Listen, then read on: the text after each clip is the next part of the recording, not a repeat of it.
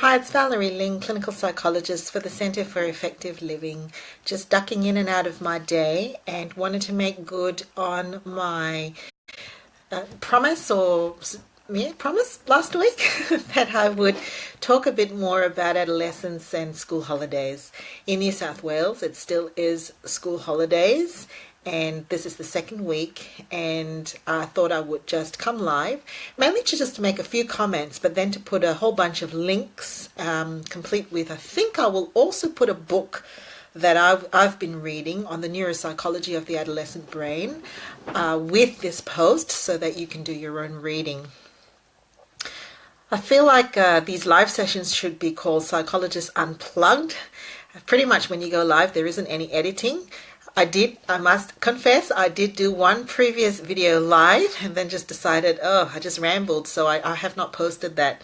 So this time around, all I want to say about the adolescent brain is that it is going through a lot of change. Teenagers do start to feel like they're not sleepy at the regular time that they used to be asleep because of a whole bunch of changes that they're going through.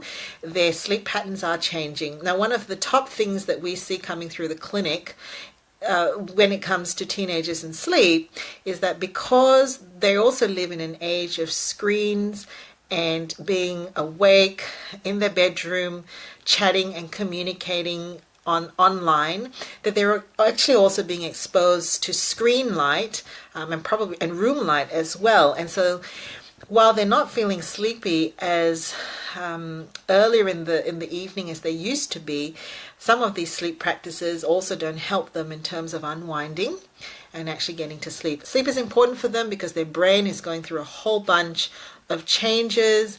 Their body is going through a whole bunch of changes.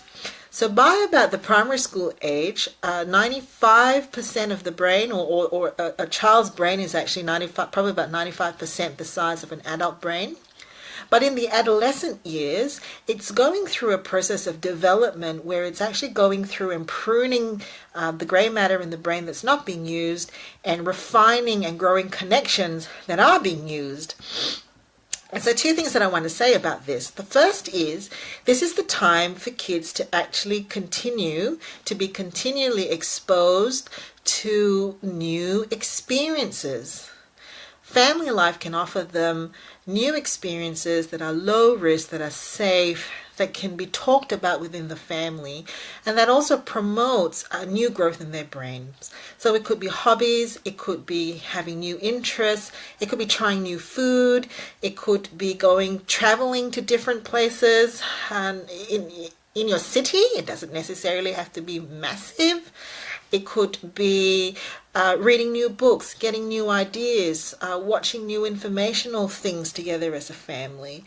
So yeah, this is the time to continue to connect with your teenagers and bring them along in the journey of exploring new sides of their interests and probably figuring out new likes and dislikes that they might have as well. The second thing to say is that you will find that during the teenage years, surprise, surprise, emotions are high, irritability is high. Now, that's not because your adolescent is going through some kind of unusual experience. In fact, as the brain goes through this growth and pruning exercise, it actually starts at the back. The front of the brain is actually impacted the latest. So what's happening there is at the back of the brain sits the center of emotional, aggressive, instinctive responses or thinking. And that's primarily where they're going to start with in the adolescent years. And the last part of the development is in what we call the prefrontal cortex. That's the seat of planning, organizing, decision-making, consequential thinking. So it's actually quite developmentally normal and appropriate for you to see a more emotional child.